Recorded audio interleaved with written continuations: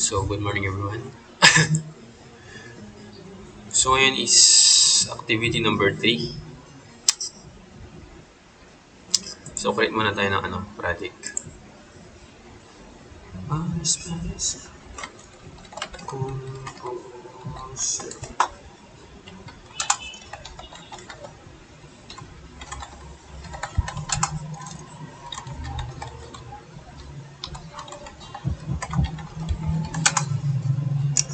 Let's say built-in system.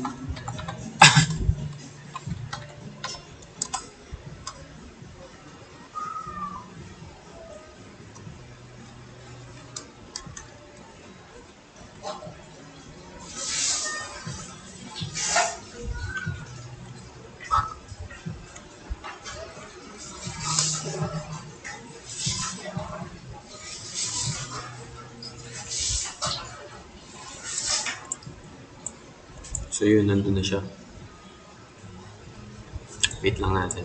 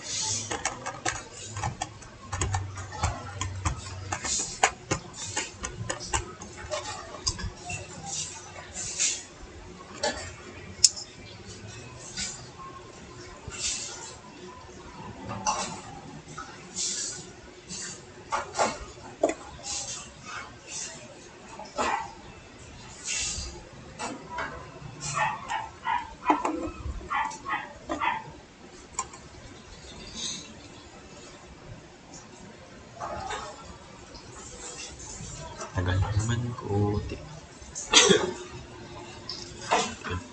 So, change direction lang natin sa project natin. In system. So, yun.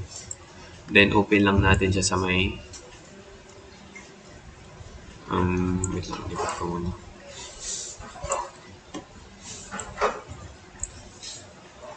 Open lang natin siya sa may Visual Studio. Then, gawa muna tayo ng assets. So, storage, vendor, roads, sources, views.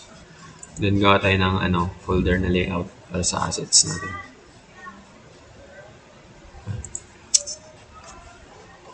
Layout. And then, gawa tayo ng asset.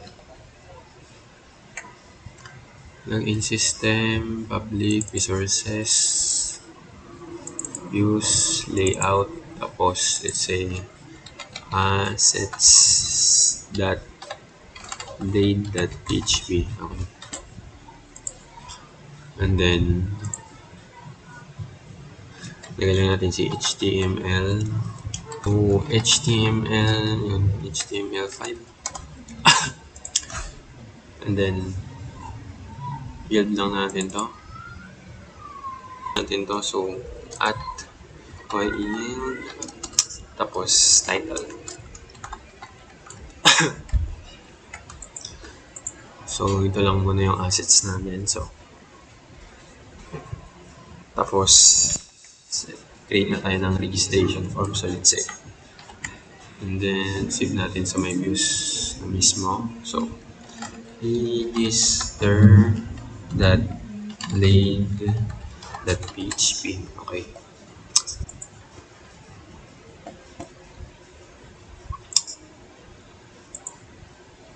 So,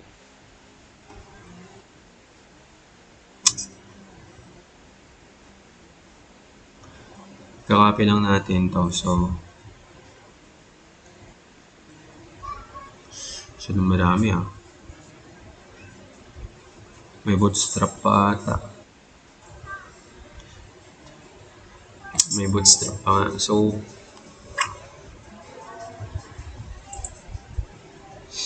Lagyan muna natin ng bootstrap si assets.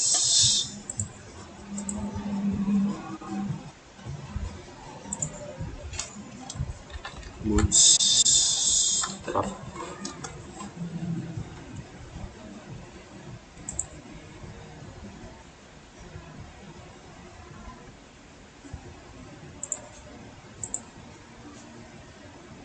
Tapos balik tayo sa may ito.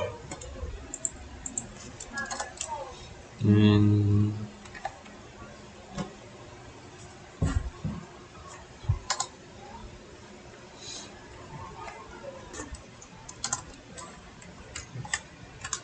Control-S. And then register is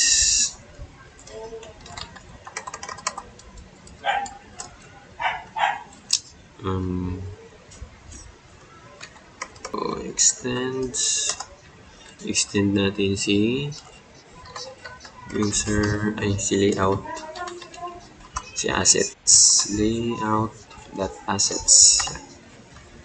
Tapos then yung section natin, so at section, tapos yung title, ito yung yield natin or yung yield natin, tapos yung value niya, let's say register form, registration form, and then yung content section, then content press yan, tapos yung end section and section yan. Then dito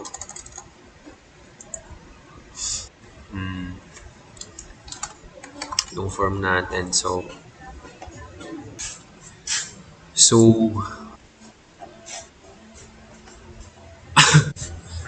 masyadong madami to.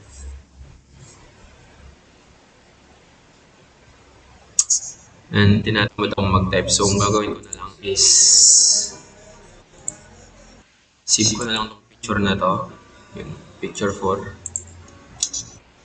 Tapos itatype ko na lang sa ipapatype ko na lang sa ChatGPT, tapos explain ko na lang yung yung codes. Kasi tinatamad ako. Pero yun, so let's say ChatGPT. Can you type the exact code? Exact code written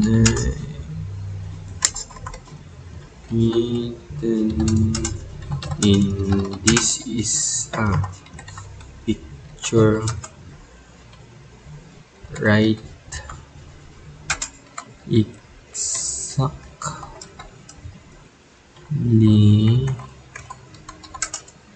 what is written. Text code. Tapos ilagay na lang natin si picture non-loads.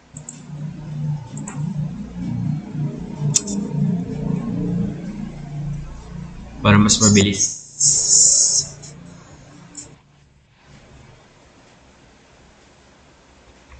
So yun. So ang gagawin ko na lang po is explain ko na lang, kasi kung itatype ko pa yan isa-isa, masyadong matagal. So just copy the code, then balik tayo dito. Paste natin dito. Oops, sumobra ata. Yes, ayusin na lang natin yung nilagay natin kanina. And then so may isa pang alisin, yung end section. Yun. Then save natin, tapos check natin sa register.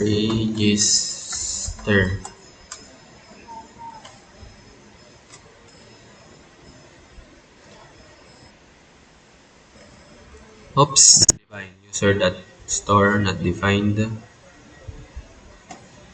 Siguro may mga function na nalagay na pero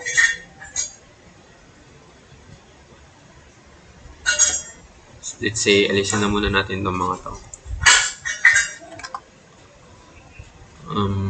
Yan. Press, then refresh natin.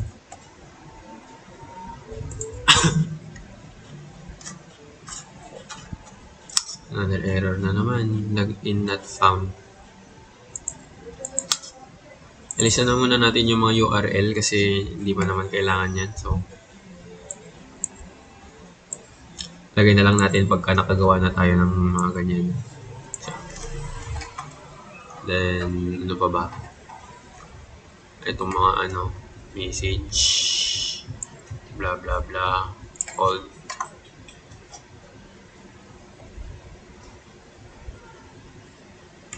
Check nga natin.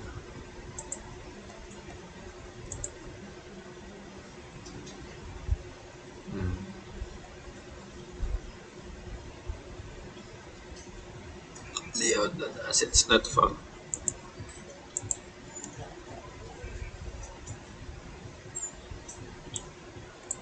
Yeah. Ayusin muna natin yung mga error. Ito. And then, ito. Kasi hindi pa natin sila nagagawa. Tapos, save. Layout.assets. Layout.assets. Diba meron na ako nun? Assets. Triple S ang putik.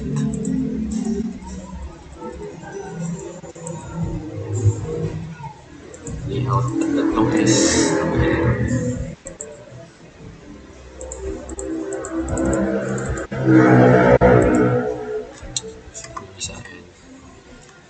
Then, check natin ulit. So, kailangan natin ilagay si content. Okay. So, may assets dito. Add content. Oops, mali. Kasi add yan. Tapos, log niya content. Yan. Save natin. Then, check natin ulit. Ayun. Then, ang gagawin natin is, ikakopy na lang natin to. Then, yung register, copy na lang natin. Tapos, gawa tayo ng login. Sa may resources views mismo. So, login.blade.php. Tapos, save natin. And then, paste natin siya dito. Then, may papalit na lang tayo, which is ito. Already have an account. Let's say, saan ba tayo? Sa register.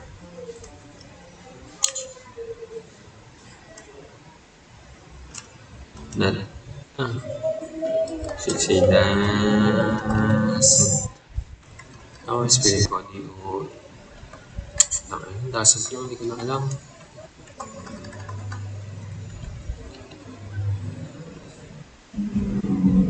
Let's say don't na lang. Okay. Account. Then, lagyan natin mamaya dito yung root, pero ito na lang muna. Let's say,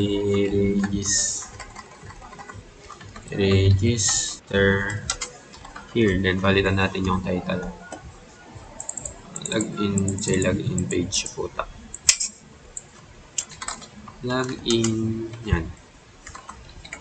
And then, check natin. Hindi, yung button pa, hindi pa nababalitan. So, type submit. Ito. Asan yung value niya? Let's say register. Yan. Then, balik tayo dito. Let's say login. For not found. Ayun. Dapat tayong root. So, copy lang natin to. And then, dito na lang muna. Hindi, let's say login. So, gagamitin natin mamaya si controller, pero sa ngayon ito na lang muna kasi titignan lang muna natin. So, refresh lang natin. Yun. Ba't parang baliktad? Sa login, tapos register nakalagay.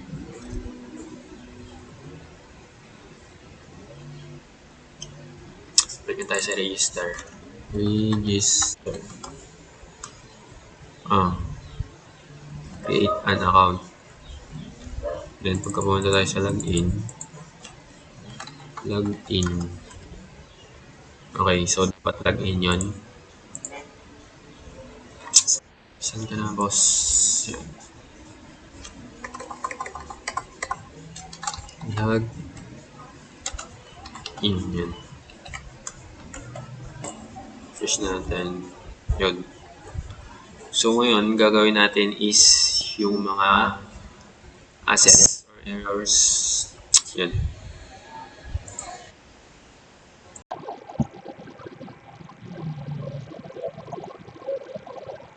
So, as I said earlier, in-explain ko muna tong code na to. So, first of all, and it is a form. Yeah, alam naman natin yun. Then, ito yung one of pinaka-importante. Itong CSRF. Kasi it gives hard protection for our form para hindi siya basta-basta na-access ng mga attackers, mga ganun. So, ito naman, email address, of course, alam na natin to. So, we use bootstrap here, tapos placeholder. Okay. So, hindi ko na kailangan i-explain itong mga to. Kasi alam naman natin to. So, yun lang. Yung CSRF lang. So, kayo, anong gagawin natin is routing muna. Tapos, gagawa tayo ng controller. And then, yung mga assets, mga errors, and yung mga logic. So, yun lang.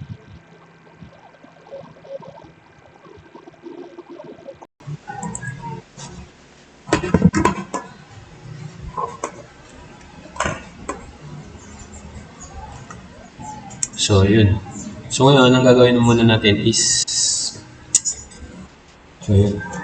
So, gagawin muna tayo ng controller. So, PHP artisan make controller make controller tapos controller name. So, yung name ng natin app natin which is login system uppercase controller and capital. So, pasok na yung gagawin natin.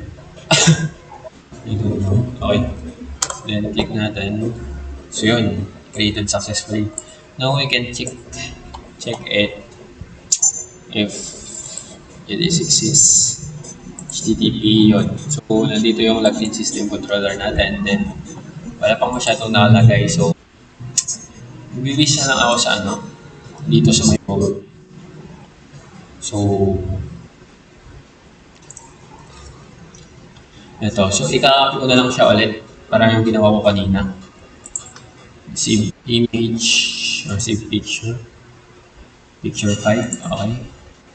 Then, ipapasulat ko na lang siya kay ChatGPT tapos explain ko na lang.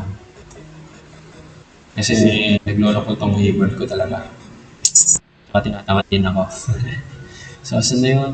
Balik tayo dito. And then also this, let's say, also this. attach natin yung picture.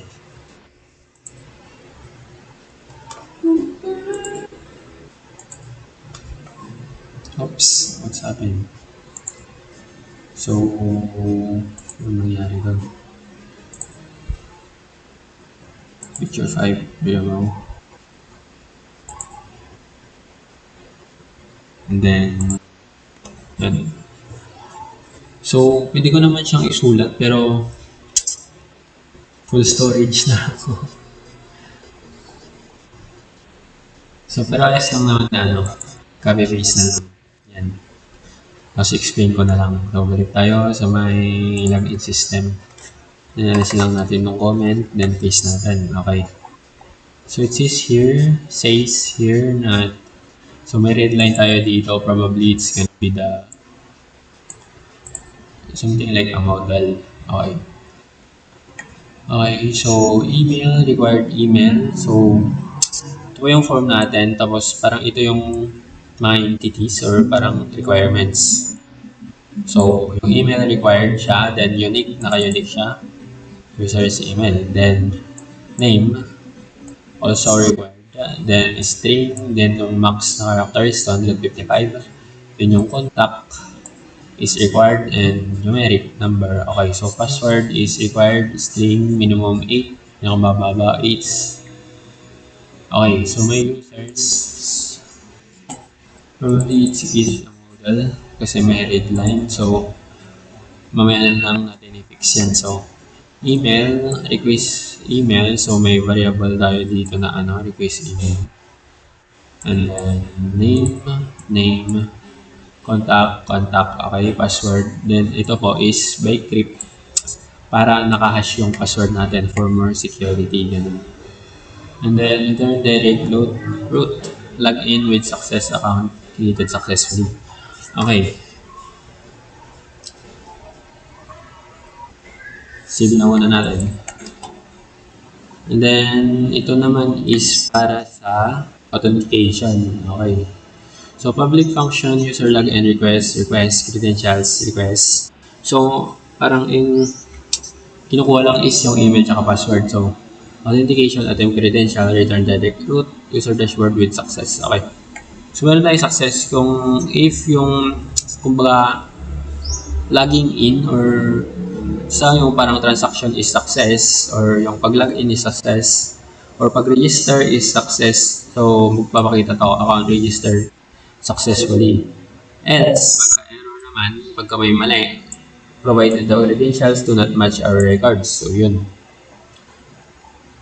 Kung mali, ito yung error na magpapakita. So, save natin.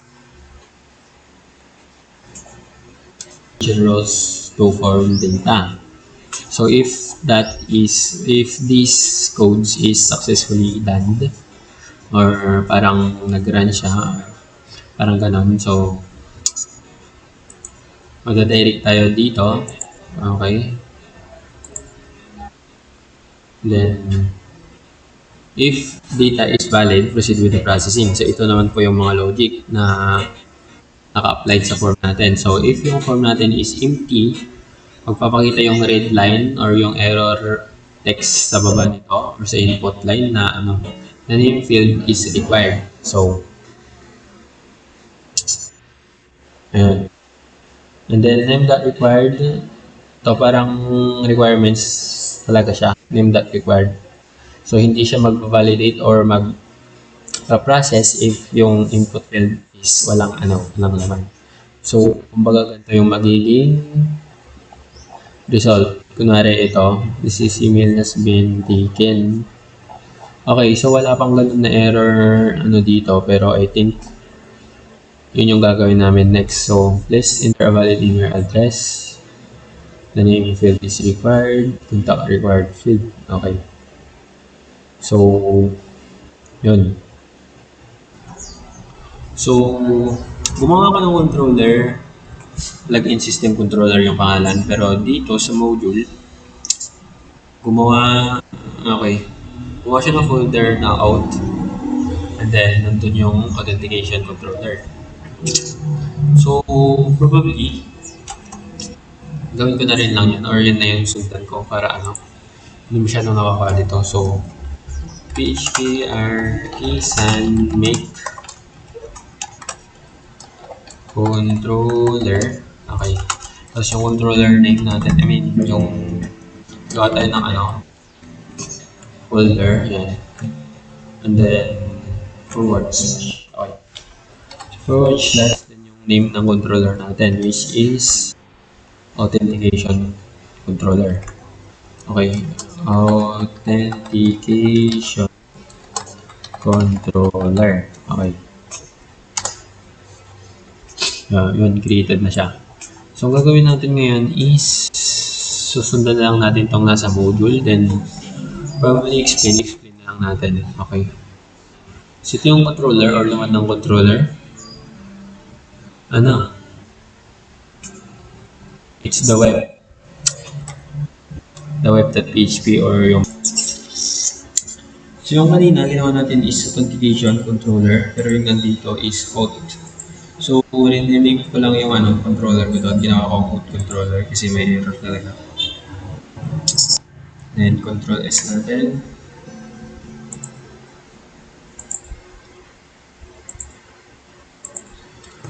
So, yun, nawala na yung red line dito kasi auth controller na yung rename ko na. So, balik tayo sa auth controller. Ito yung ginawa natin kanina. So, ito yung kinomment natin kanina. Okay, may mali. Kailangan natin alisin to.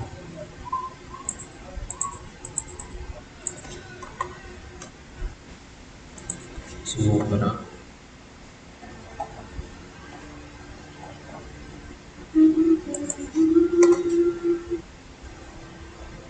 So,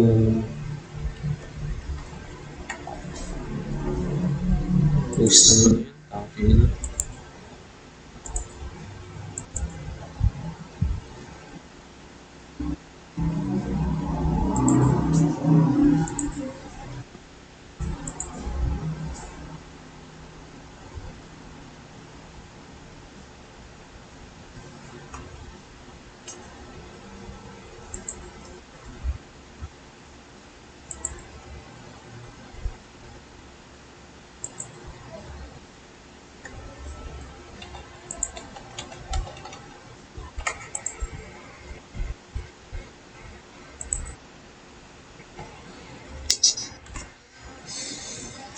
So, after those codes na ginagawa natin, so, nandun na yung process, yung mga errors, and then yung routines, controller. Now,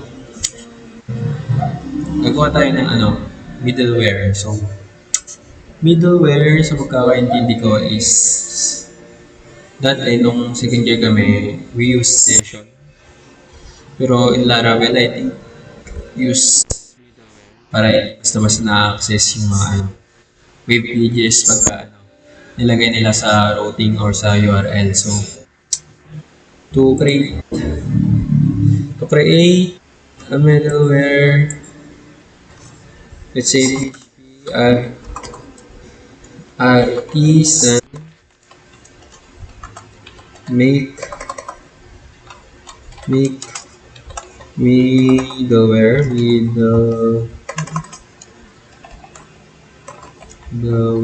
tapos yung middleware na name natin mali, artisan make middleware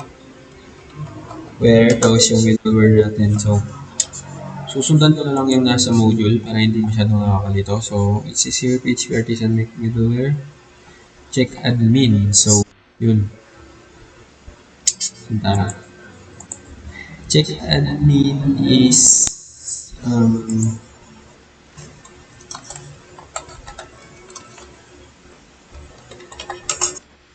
yun. So, middleware is like a session. Okay, so check admin is yung name ng middleware natin. And then, pagka-click natin, check admin, could not open, info file, artisan and PHP artisan make middleware check admin. Okay. May mali ulit. Make middleware is not fine. Mali. Ano dapat? Ito, global D. Check. So, pag-alam natin to. Then, base. Then, natin natin dito. Ganito tayo.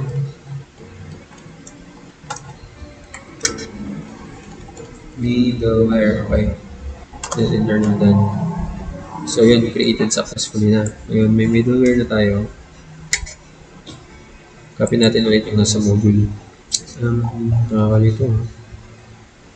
Ito, growth function, understand, dashboard. Okay. Gawin na natin yung kanyang database. Yung database connection. So nasa in vivo tayo. So, itong SQLite, gawin natin may SQL. Okay. Then, naka-localhost na. Then, yung gagawin nating database name, let's say, Let's say, login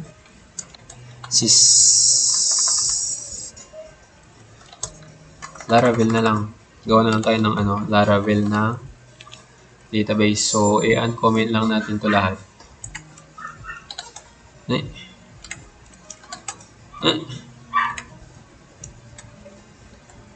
Ayan. Tapos save natin. Then, syempre, gagawa tayo ng database niya.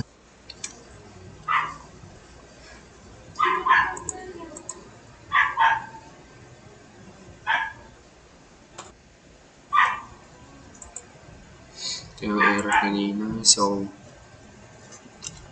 localhost PHP my admin. Oops. Admin. Okay, enter natin.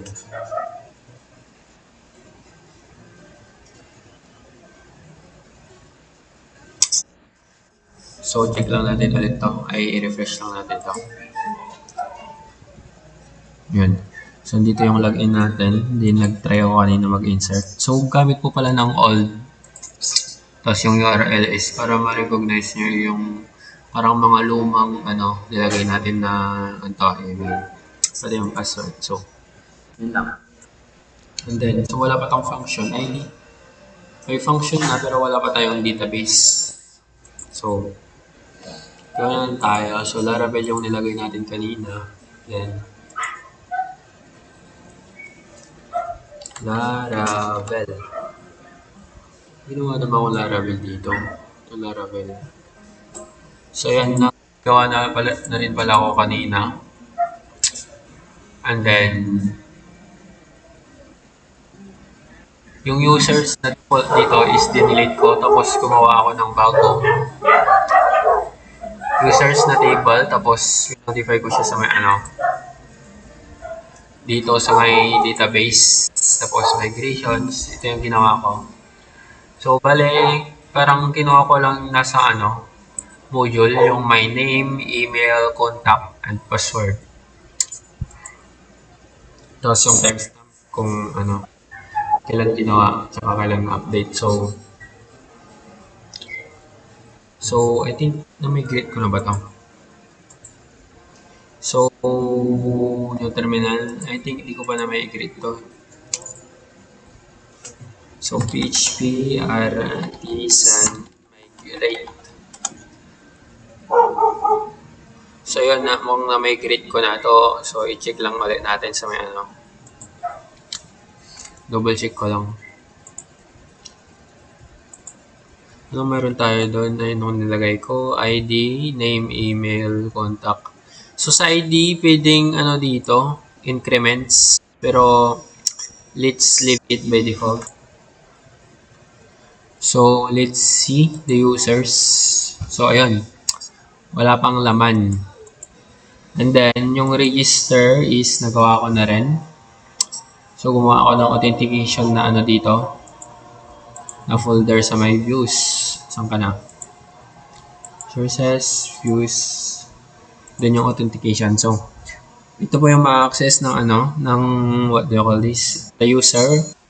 But sa user dashboard, if hindi sila dumaan sa login or registration, hindi sila makakapasok. That is because of the middleware. No? So, let us see the dashboard. So, yung dashboard, simple lang naman. Based on yung nasa module. Yan. So, itatry na natin kung nag-work siya. Then, if nag-work,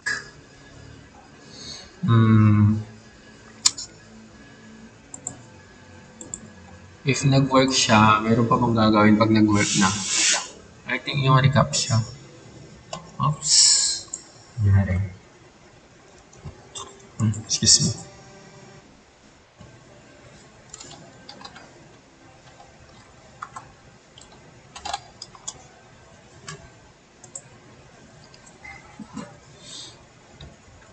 Saan ka na, boss?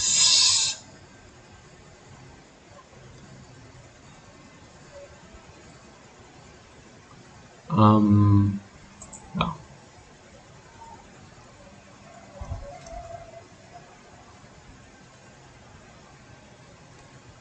So, wait lang natin. Okay. So, assessment 1, nagawa ko na yan. Ito. Malapit na. So, preview lang natin. Activity 2, 3. Registration login. CAPTCHA, middleware, and users loss. So, yun. May CAPTCHA pa. So, yung middleware nagawa ko na. So, itry lang natin yung middleware. So, if nakikita nyo is yung login is na-access ko siya. Then, punta ko sa register. So, bali yung code na ginamit ko is nag-base na lang ako sa module. Yan. So, nandito yung natin, yung registration form natin. And then, ito yung middleware. So, pagka may ginawa rin akong user dashboard na page, na blade page. User dashboard dash. Yan. Pagka-click natin yan, as you can see, hindi siya napunta sa user dashboard. Bumalik siya sa login. It is because, kumbaga para siyang sa PHP namin dati, para siyang session na hindi ka papayagang ma-access yung page na yon if wala kang account or hindi ka nakakapag-login or register. So, if try yung errors, nalagay ko na rin. So, check natin. And try natin i-login. Okay. So, yan. Yan muna. Oops. Email kasi yan. Kaya nag-require siya ng ganun talaga. Email.com. So, as you can see, ito yung errors na tinawag if yung logic operations is hindi gumana. So, the logical credentials do not match. Okay. So, wala pa tayong dito. Data dito. So, try natin mag-register. So, click lang natin to. So, as you can see, naka-automatic. Ito yung try ko na siya kanina. So, name, RONNIE. And then, password, RONNIE at 23. Contact number. Ito, may nalagay na rin ako. Then, create account. So, as you can see, ito naman yung success message. Wait lang, ipapakita ko. Controller.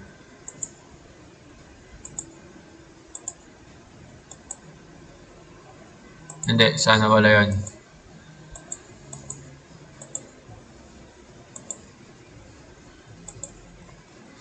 Ito. So, ito yung attempts na if the user is if ang tawag dito, success yung pag-login niya, ma-access na niya yung user dashboard and then magpapakita ito login successful. So, else kumbaga the email provided do not match kapag nagkamali ka naman dyan. So, balik tayo dito. So, try natin mag-register. Okay, so naka-register na tayo. Then, Ito yung ginamit kong email, yung password. Okay, wala yung ano dito na mata-mata dito. So, RONNIE at 23. Check natin. Ayun. Okay. Okay, the provided credentials do not match our records. So, bakit do not match? Refresh natin to. So, yun. Yung name, RONNIE, ID 2. Bali, naggawa na ako kasi kanina. Password naka-hash. I-recheck natin. I mean, mag-recreate tayo ng account. So, Rooney, this is H. Legaspi 0923. Name, ano na, contact, password. Let's say 1, 2, 3, 4 na lang. Baka mali ako sa password kanina. 1, 2, 3, 4. Okay, so, another error dito, that was minimum niya kasi yung nilagay natin or yung nasa module is 8. So, it must be 8 dapat yung password. Then, this email is already been taken kasi may ginawa na ako kanina na ganyan din. So, alisin na lang natin yung 3. 02 ay 092 yan. Tapos, password 1, 2, 3, 4 yung nilagay ko kanina. Gawin natin 1 to 8. 1, 2, 3, 4, 5, 6, 7, 8. Then, check natin yan. Then, create account. So, ayun. So, yung nilagay kong email ko doon is tinanggal ko yung 3. So, alisin natin to. Then, yung password ko is 1, 2, 3, 4, 5, 6, 7, 8. Yan. Nawala yung mata-mata dito. So, ayun. So, bali, minumodify ko na lang yung dashboard ko. Ginawa ko ganito. Isang div, tapos yung background. Tapos naman. So, yung gagawin natin ngayon is try na natin implement si reCAPTCHA. So, sabi dito, reCAPTCHA is a service provided by Google that helps protect website from some abuse to define the user you want not about. It requires some user complete challenge like selecting images, solving puzzles, then blah blah blah blah blah. Registering na CAPTCHA, sign up for a Google CAPTCHA. So, check natin to. Check natin to. So, label. Ano yung label? Okay. Add your site a name to the label. So, localhost or examplesite.com. So, label, kumbaga yung parang name lang ng site natin, say, login system. Tapos, select V2 as the reCAPTCHA type, V2. Yan si V2, yun. Oops, ano yun?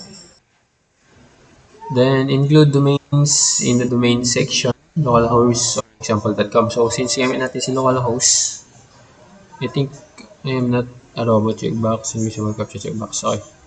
So, yung domain is, since gamit natin si localhost yung search na, ay ano natin. And then, check the accept terms and conditions service box.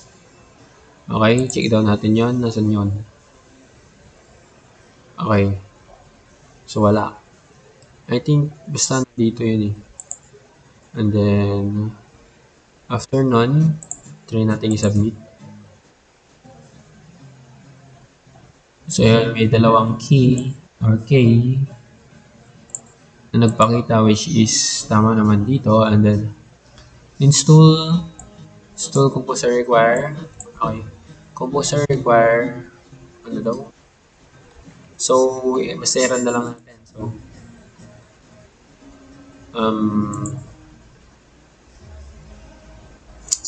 punta lang tayo sa project natin. Then, Laravel. Then, Laravel na lang yung folder ko or yung ginawa kong file kasi makakalito.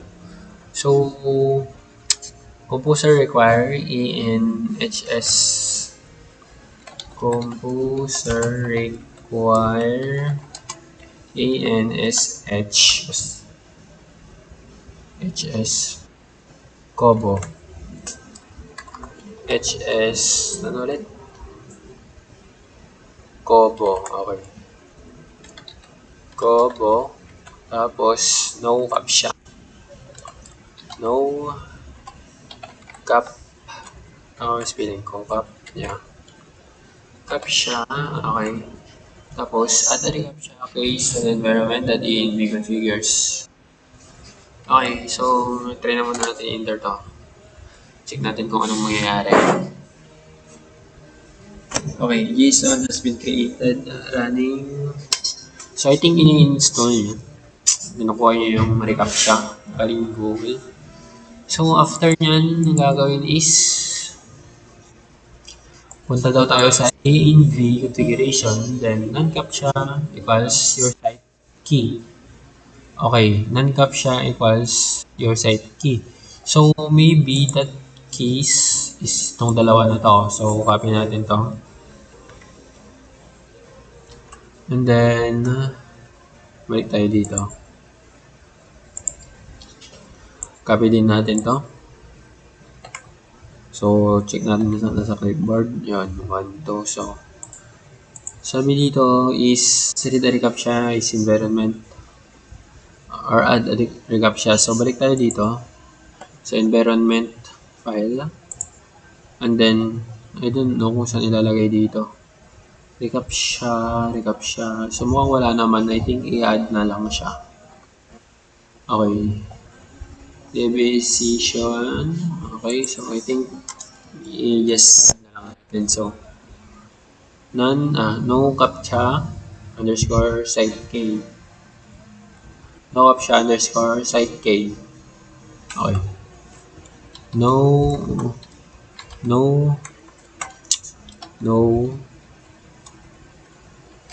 captcha. No captcha. Site K. Okay, so site K, tama ba? Then yung site K natin, I think yan yung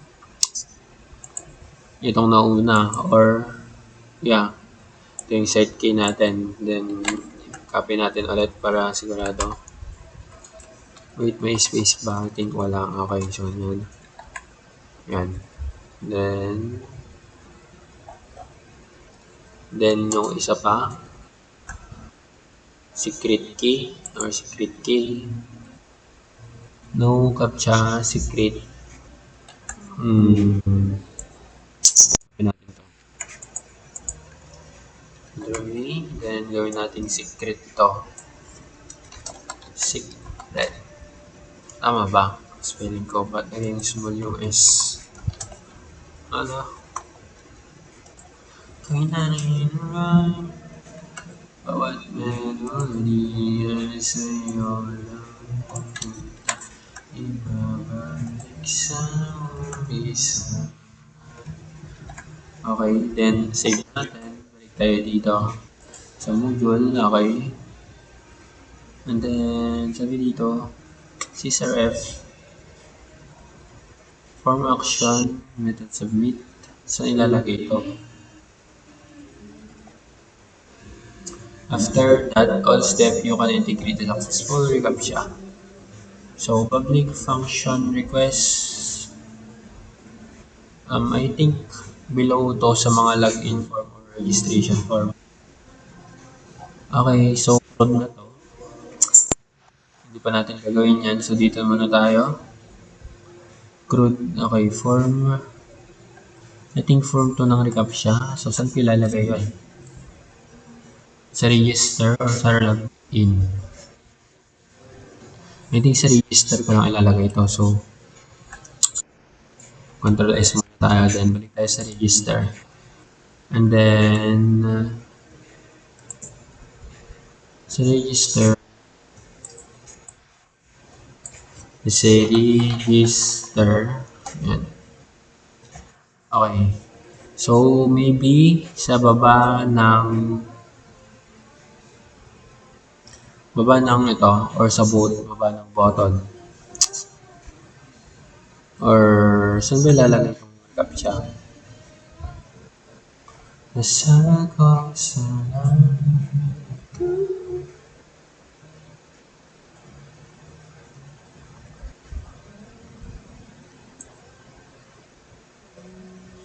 So, i-copy na muna natin yung form action, submit form. So, try natin ilagay dito. Log in here. Tapos na ang mga pag-ipon ko. Then, ano yung gagawin ko? Div that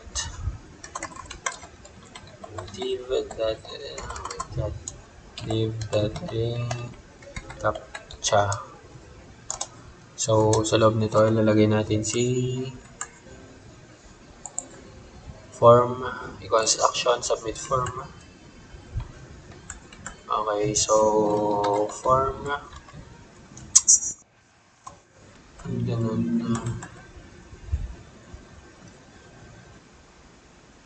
submit form, that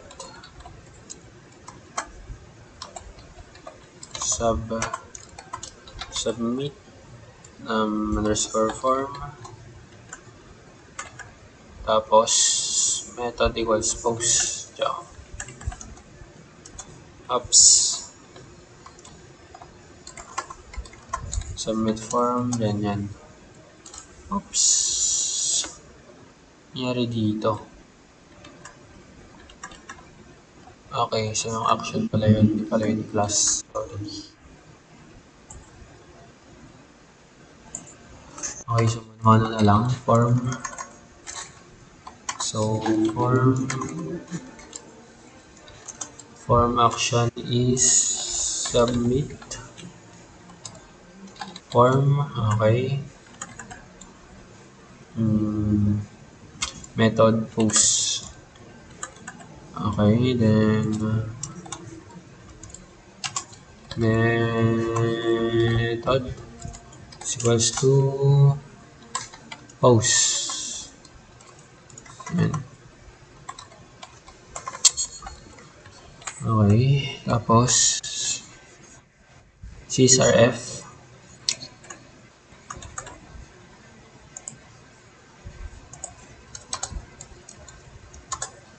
Okay.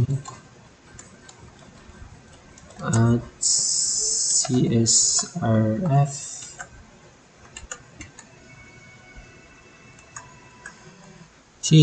So caption, no captcha. Mustache. No captcha render.js. Ano ulit? No captcha.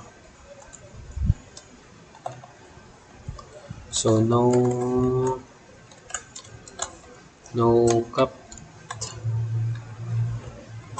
captcha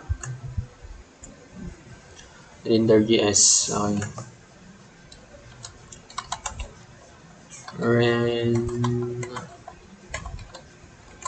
Render.js. No captcha display. Okay, so copy lang natin to. Okay, so display. And then button type submit. Okay. So button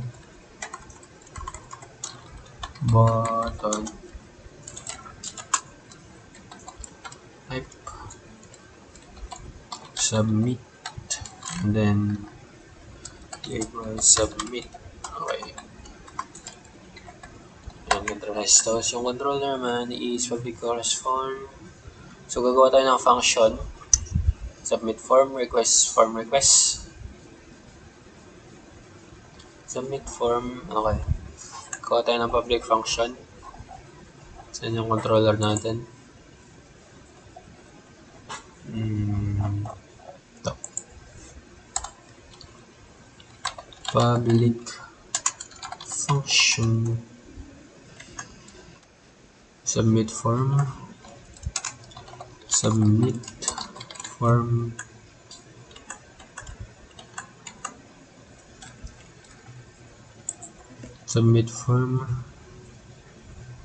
Request.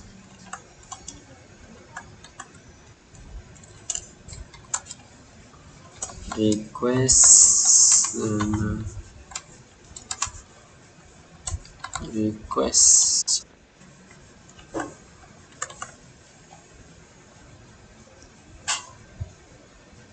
Then, meron tayong validator na variable.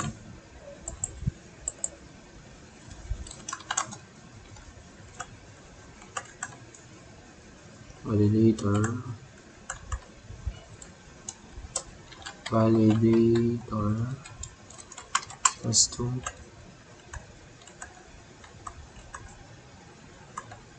Validator. Validator make. Validator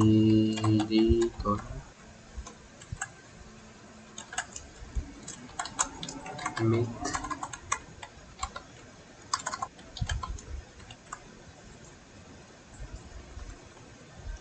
at request all. Parang SQL ito.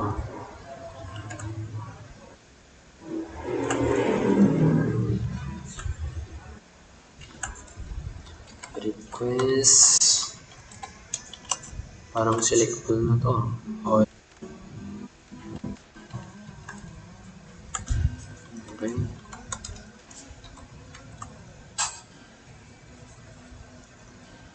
Recap siya. Response. Wait lang.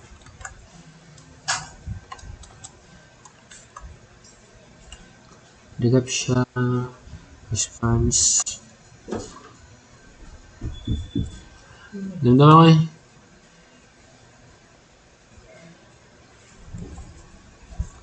Recap siya. Response. Response.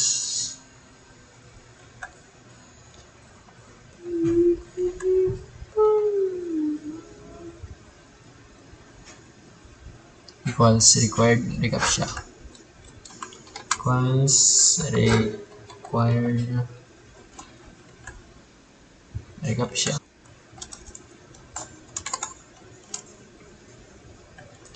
Recap siya.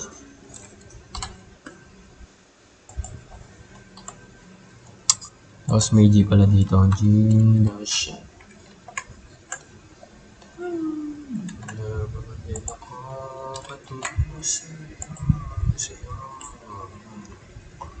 So, bakit may red line dito? Ito. So, check na muna natin ito. Okay. If validator fails, so, condition. If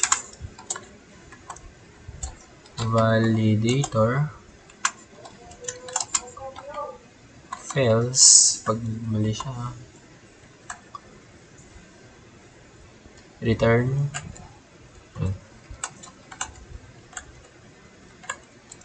a function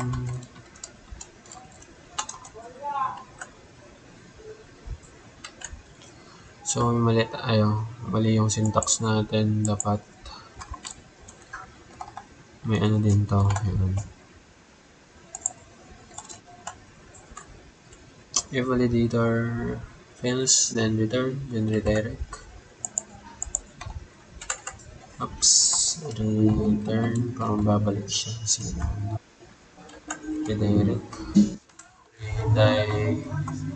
Direct.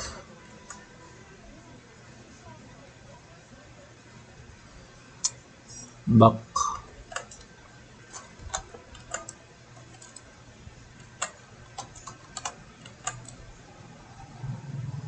Right with errors. With errors. Validator. Validator. Okay, validator. With input. With input. Yun lang.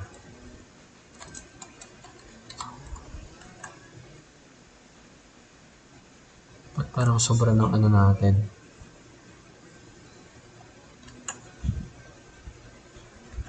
Or kulang ng sakto naman.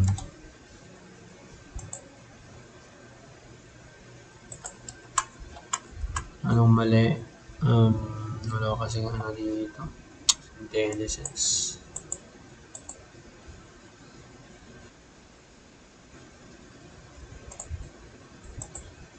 So, ito yung function natin. Gawin natin dito to. Validator. Okay, so after nun, may ganun to naman.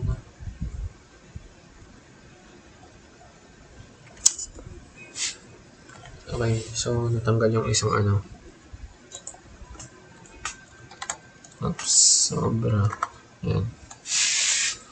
May mali pa rin. Request. Check natin ulit. Submit form. Dito is dapat gumamit pala tayo ng yan, single quote. Try na natin.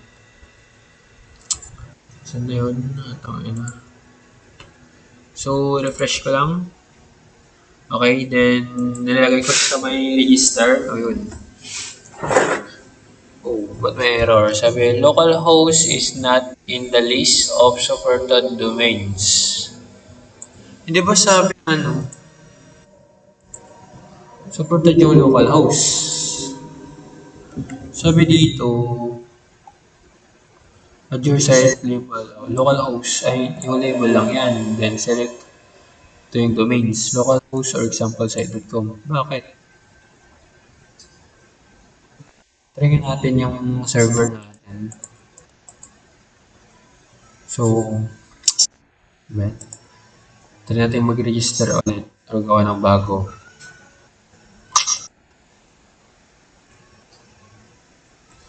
So, magkakalam mo kasi yung domain na ilalagay dun eh. So, let's say level, login system, login system.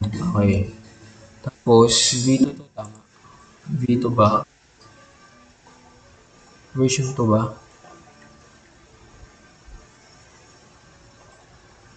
Choose version 2 ba? Ang nalagay. Ayun.